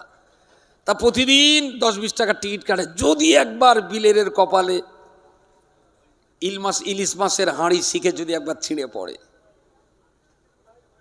খুব বড় লোকেও টিকিট কাটে না। আর ফকির, ওর তো টিকিট কাটাই লাগবে না, কারণ ওর টিকিটই তো প্রতিদিন পুরস্কার বেঁধে রয়েছে। দোকানে এসে দাঁড়ালি 2 টাকা 5 টাকা, ফকিররা টিকিট কাটে না।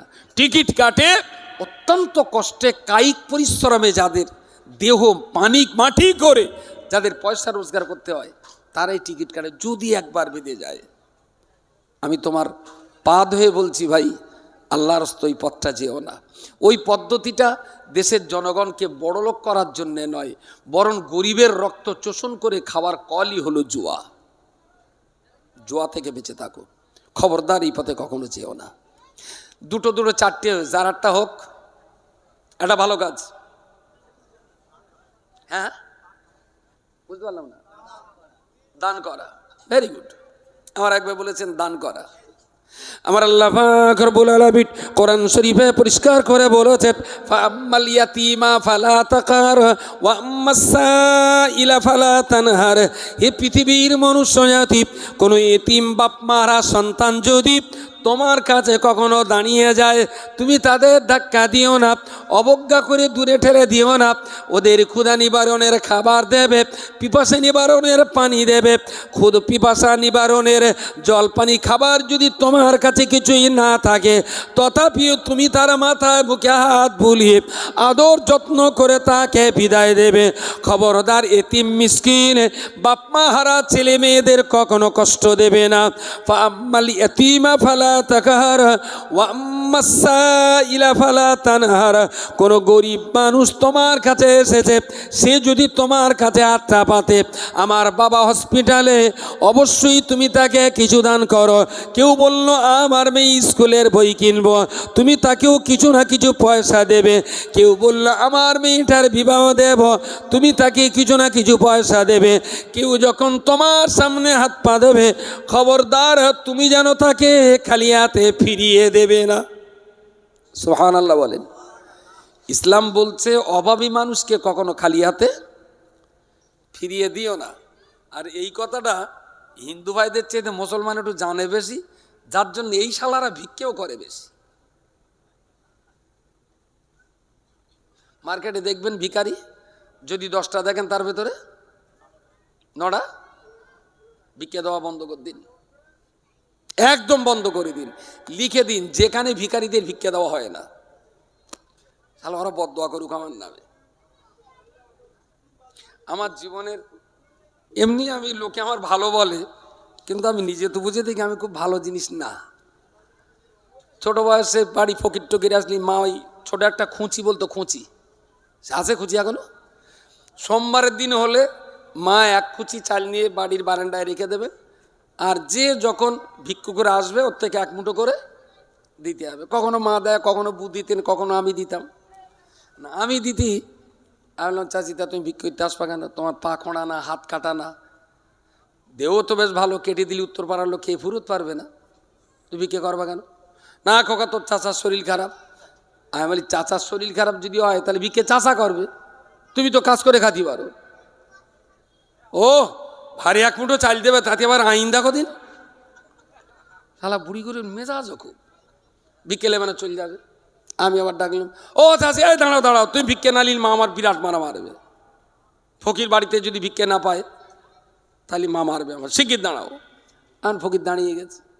আর আমি তাহলে বাড়ির থেকে সেই বীজ ধানের বস্তা থেকে এক মুঠো ধানলে আস্তে আস্তে গিয়ে যেই প্যাকেট ফাঁস করেছে ওর ভেতর হাতটা দিয়ে মুঠোটা ছেড়ে দিল, ঝেড়ে নিয়ে বের করে নিলাম। ফকির সাহেব আবার ব্যাগটা গুটকে নিলে চলে যাবে। আমি তো চাচ্ছি ওতে বলে আমি ধান দিছি, বাড়িকে একটু খুঁটে খেয়েও। আর খিস্তি আর গাল, না আমার এত রাজানে তুমি ধান দিলে কেন? আমি বলি ক্যালানা চালির ভাত খেয়ে খেয়ে সারা তোমার গত 90 কিলো হয়েছে, ওই চালির সঙ্গে ধান মিশকে দিছি, সালা একটু খেটে খাও। আমার কাছ থেকে ওটা ফকিররা বিকে নিত না, হয় মার কাছ থেকে নেবে না বুর কাছ থেকে নেবে, আমার কাছ খবরটা যেত না। এখনো বোধ হয় 2 বছর হয়নি, বেড়া চাপাই দেখবেন একটা বুড়ো ঘরে ঠিক এইরকম করে থাকবে আর এরম এরম এরম করে, দেখেছেন? মাথায় টুপি আছে, মুখে দাঁড়িয়ে আছে, হালকা পাতলা দেও, চোখি পড়িনি, আর রাস্তায় এরম পাশা ঘিসে ঘিসে যায়। দেখেছ কেটে হাত তোলেন দিন। হ্যাঁ এই মোড়ে সরবনগরেও থাকে, ঠিক বলেছেন। অফিসে যেই দেখি ওই লোকটা, তা আমার মনটা এত খারাপ হলো, মাথায় টুপি, মুখে দাড়ি, আর এই জ্যৈষ্ঠী মাসের টানা রোদি, রাস্তার ধাদ্দে ধাদ্দে যাচ্ছে, আর যখন একটা গাড়ি আসছে সেই গাড়ির ধোঁয়ায় ধুলোয় মাথা টুপি মুখ টুকাটা কি বিধিখিস্তি। তাই বললাম চাচা বাড়ি কোথায় তোমার? আর কাকা আমার দুঃখের কথা আর বলো না, যে ভঙ্গিমায় বলেছে সে আমি কি জিজ্ঞেস করলাম, আমার ভুল হয়ে গেছে। তাই আমি তুমি থাকো কোথায় চাচা? ওই নগর গোচর দিক থাকি, একজনের বাড়ি, ওই দুটো খাওয়া দেয়, আর আল্লাহ এইভাবে পার করে না। ওগুলোকে আবার হাতে এরাম এরাম করে সবসময়, তাই না? আমি হাত দুটো এক জায়গায় করে খুব ধরে রাখলুম, দেখলুম না, ওটা ও লোকের রোগ, এরকম সবসময় নার্ভের দোষ। তাই বললাম এই ভিক্ষে করলে হবে না, কি লাগবে বলেন? আপনি মাথায় টুপি দিয়ে মুখে দাড়ি নিয়ে রাস্তার ধারে এইভাবে ঘষতে ঘষতে যাবেন, টুপির বেইজ্জতি, দাড়ির বেইজ্জতি, দেশের পথচারী মানুষের বেইজ্জতি, যে দেশের জনগণ সব অমানুষ। এইরকম একটা মানুষকেও ভিক্ষে করা ছাড়া খাওয়া হয় না, এটা সমাজের জন্য এক কঠিন পরিণতি। তাহলে খোকা আর ওই প্রতিদিন 100 টাকা হলি না, খুব ভালো করে আমার জীবনটা কাটবে। পকেটে গুনে দেখি 1600 টাকা আছে, 1600 টাকা হাতে দিলুম। আপনি বাড়ি যাবেন, আর ভিক্ষে করবেন না, বাড়ি যাবেন, যে বাড়ি থাকেন বাড়িওয়ালাকে ফোন করবেন, আমার ছেলে 15 দিনের মাথায় আপনার বাড়ি গিয়ে আবার 1300 টাকা দিয়ে আসবে, 1400 টাকা দিয়ে আসবে। প্রত্যেক মাসে মাসে আমার পক্ষ থেকে কেউ না কেউ যে 3000 কোটি টাকা আপনার বাড়ি দিয়ে আসবে, আপনি ভিক্ষে করবেন না। আমি কাজটা কি ভুল করেছিলাম? ঠিক 15 দিন 20 দিন দেখি ও শালা যদু রেটে আবার ভিক্ষে করতেছে। আবার ইয়ারফুল গাড়ি রাখতো, রেখেছে, লেবে সামনে গিয়ে সালাম আলাইকুম, শালা হারামি আমার চিনতেই পারে না, কোনো মতেই চিনতে পারে না। তা সত্যি সত্যি শুধু টুপি দাড়ি রেখে না আমি খানিকটা বিড়েলপানা হয়ে গেছি। আমার তখন মনে হচ্ছে মেয়েরই পাকা রাস্তায় পুঁতে ফেলতে একদম। আপনার দেখিয়ে দয়া হয়, কিন্তু এক একজন ভালো রকম ব্যবসায়ী, ভালো রকম টাকার মালিক, এক অন্ধ ভিক্ষে করতে আসে, তা লোকের যদি 2 টাকা দিই, 10 টাকা দিই, অন্ধ উরি শালা তার মেয়ের বেতে 1,45,000 টাকার বাইক দিয়েছে। বলে আমার একের ভিক্ষে হতো ঠ্যাং কেটে নেবো একদম।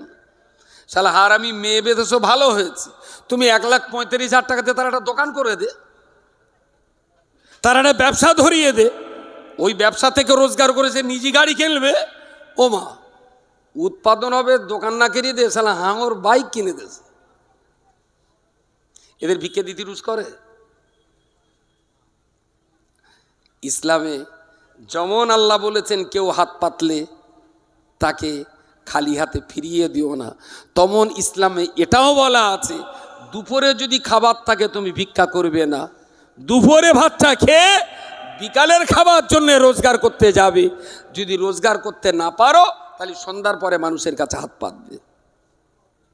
যার বাড়িতে দুশ্বাস খাবার আছে তার জন্য ভিক্ষে করা হারাম। আর ওই ভ্যানে টানে আসে দেখেন, দু পা আকাশ মুখে করতেছে, দেখলি মনে হয় পকেটের টাকা সব দেই, সব শালা চিটিং বাস। ওই যে ভ্যানওয়ালারা লিয়ে আসে, ওদের বাড়িতে যা আছে আপনার ঘরে তা নেই। ভিক্ষে দেওয়া বন্ধ করুন। আর যদি বড্ডামাও করে, বল ভাই ফোন নম্বর দে, তোর বাড়ির ঠিকানা বল, তো সারা গ্রাম কুড়িকে যাও, আমি একাতাই দেবো, চল তোর বাড়ি চল। ভিক্ষে বন্ধ করা উচিত। এতে জাতির ইজ্জত নষ্ট হয়, এটা কমিউনিটির ইজ্জত নষ্ট হয়। আমরা তো পশ্চিমবঙ্গে 30% মুসলিম, বিহারে 80%, 190% মুসলমান হবে কেন? এরা কি সত্যি অভাবে বিক্রি করে? কথা বলেন, কথা বলেন। সবাই বিক্রি করে। বিক্রি দিয়েছি, ছেলে মেয়ে করে, তাহলে তো আমার 3 ছেলে। আমি বললাম, তা 3 ছেলে তুমি বিক্রি করছো? খোকা কপাল পোড়া, 3টে ছেলে, ছেলে বউ নাতিনের থাকে, আমার 2টো ভাত দেয় না। শালা খোঁজ নেই, সেই ছেলের কাছে ফোন করেছি। আমি বলি, এই তোরা মানুষের জাত, বুড়ো মারার ভিক্ষে করতে হয় কেন? তাহলে তো হুজুর আমার মাছ যা বিষ, সে কথা বলে শেষ করার মতো না, আমরাও মরে যাচ্ছি মাছ জ্বালায়। মারে বলছি, তুই আমার বাড়ি 10 দিন থাকো, মেজের বাড়ি 10 দিন, বড়বার বাড়ি 10 দিন থাকো, তাতে হবে না। মার ওই পায়চারি করারটা স্বভাব হয়ে গেছে।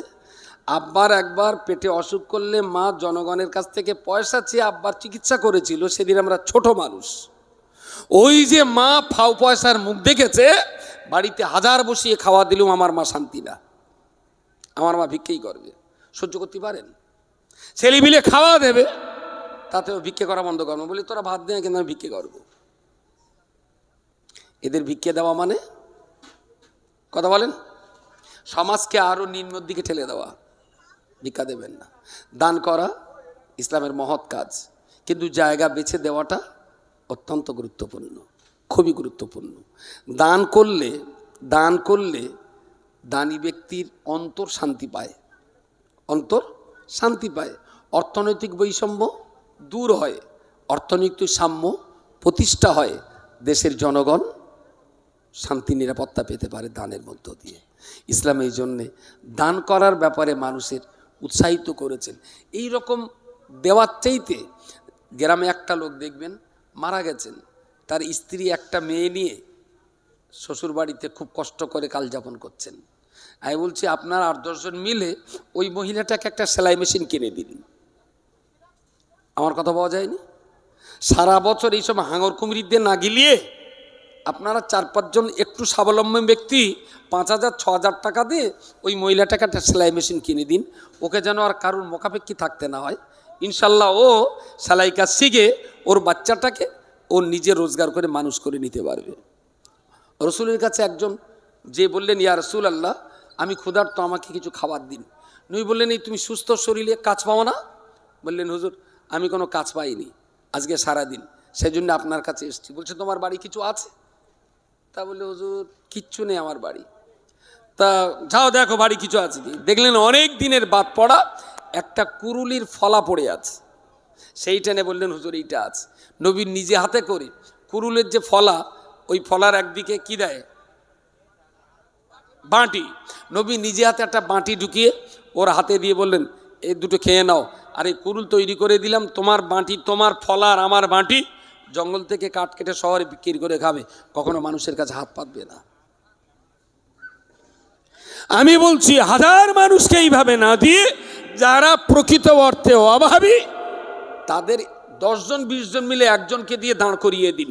যদি সিস্টেমেটিক্যালি অর্থনৈতিক এই পরিস্থিতিকে আমরা মড়া দিতে পারি, 2 থেকে 3 বছরের ভিতরে আমরা সমাজ থেকে ফকির নির্মূল করে দিতে পারি। না খেয়ে কেউ মরবে না, না খেয়ে কেউ মরবে না। আমরা দান করার জন্য প্রস্তুত আছি। প্রিয় শ্রোতা মণ্ডলী, বলতে বলতে আর 3 মিনিট, হুজুর দেখো, আর এসব মেমোরি তো 1.5 GB 2 GB মেমোরি, এরপরে মুসা এসে দেবেন, আমার মাল পেছন দিক থেকে ডিলিট হয়ে যাবেন।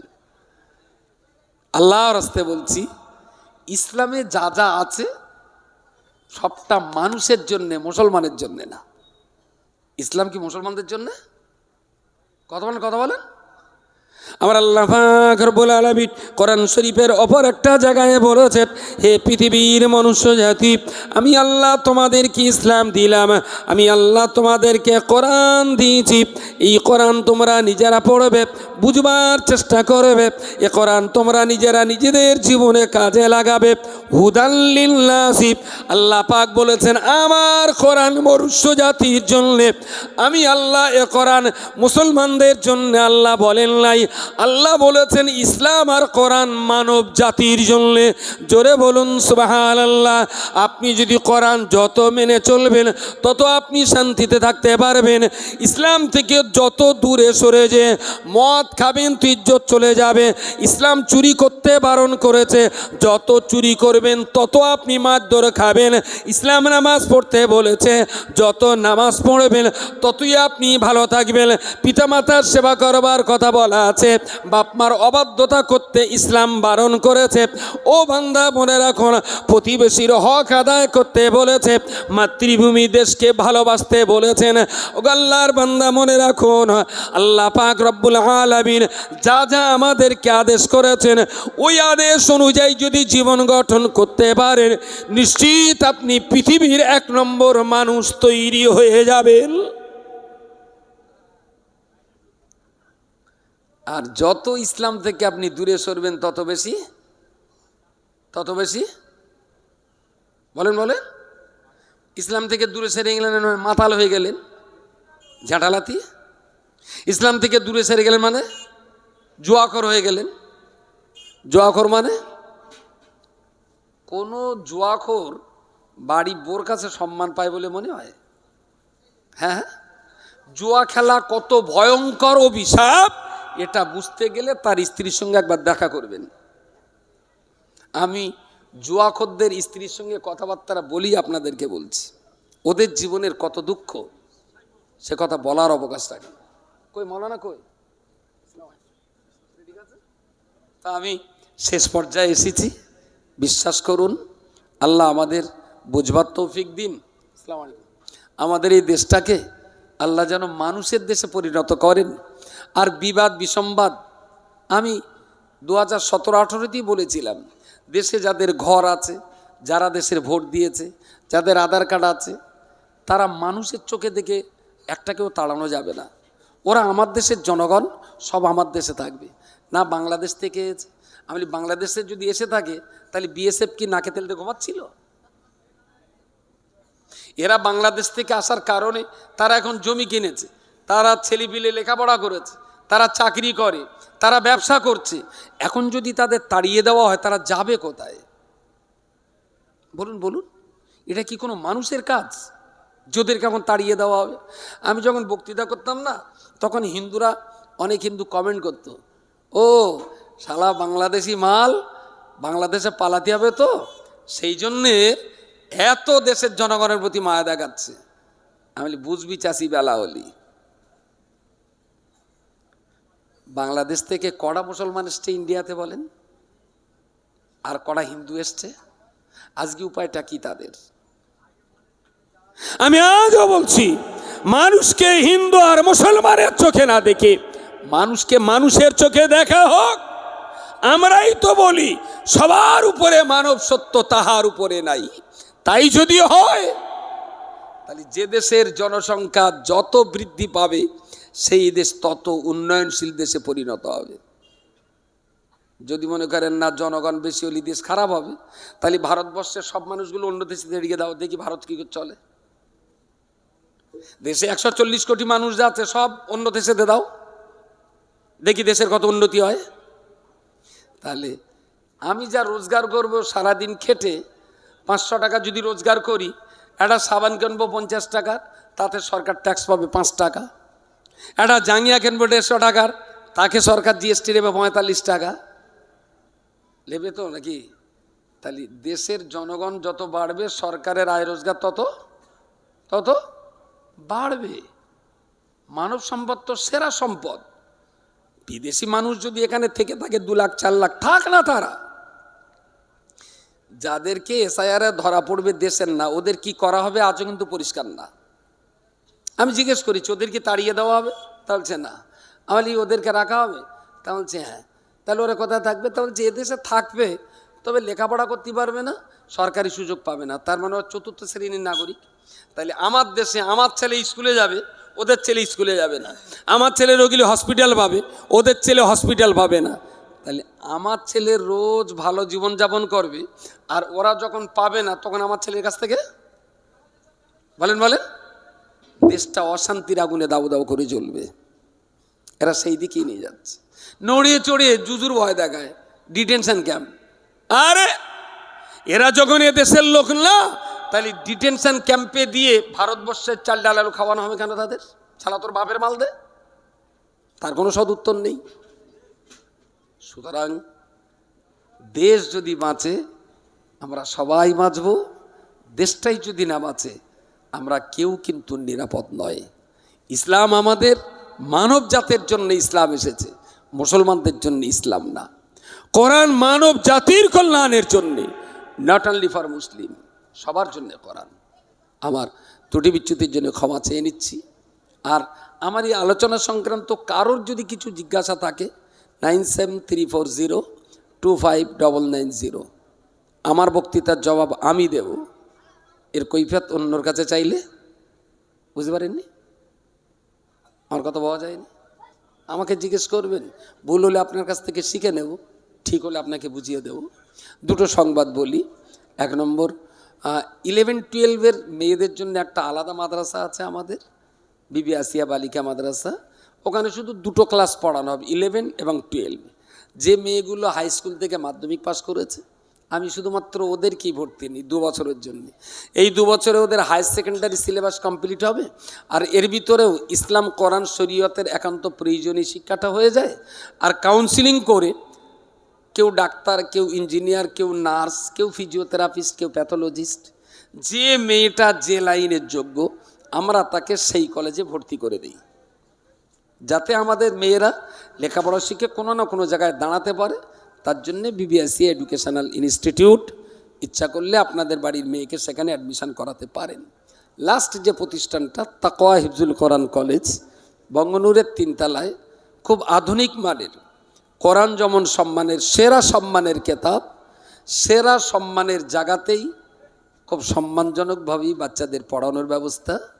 সেখানে ঠান্ডার সময় টয়লেটে, গোসলখানায় এসি, আপনার গিজারের ব্যবস্থা, গরমের সময় সব ঘরে এসির ব্যবস্থা, বাচ্চাদের খাওয়া দাওয়া বুফে সিস্টেমে, ওদের জামা কাপড় গোসল করার পরে ধুয়ে দেওয়ারও লোক আছে, ময়লা হলে কেচে দেওয়ারও লোক আছে, কাঠের খাটে ডবল ডেকার বেটে তারা থাকবে। ওদের দিনরাত কাজই হলো কোরআন নিয়ে সাধনা করা। ওরা যখন কোরআন নিয়ে থাকবে তোদের সেবা করতে পারলে, কোরআন যেমন শ্রেষ্ঠ কেতাব, আর এই শ্রেষ্ঠ কেতাব যারা পড়বে তারাও আমাদের কাছে শ্রেষ্ঠ সম্মানের অধিকারী। আমার জানা মতে আশেপাশে কোথাও কোরআন মুখস্থ করাবার জন্যে এসি, গিজার আর বুফে সিস্টেমে খাওয়া, জামা কাপড় ধোয়ার জন্য, কাচার জন্য আলাদা লোক জানা আছে কোথাও? এতদিন লোকে বলে এসেছে মাদ্রাসায় পড়া মানে ফকিরে বিদ্যে। দেখি এইবারে লোক কি বলে। ওর হাই স্কুলে এসি নেই, আমার কোরআন শিক্ষার এখানে এসি। ওর মিশনেও বাথরুমের ঘরে গিজার নেই, আমার বাথরুম ঘরে গিজার। ও শাকের ডাঁটা খাবে আর আমার কচি বাগদার জিনের মাথা খাবে। দেখি ফকরি বিদ্যা কারে বলতে হয়। তো মাদ্রাসাটা নাম দিয়েছি হিফজুল কোরআন কলেজ। জানুয়ারিতেই উদ্বোধন করার ইচ্ছা আছে। বাচ্চাদের অ্যাডমিশান রেজিস্ট্রেশন চলছে, 15-20 তারিখের দিকে তাদের অ্যাডমিশান টেস্ট হবে।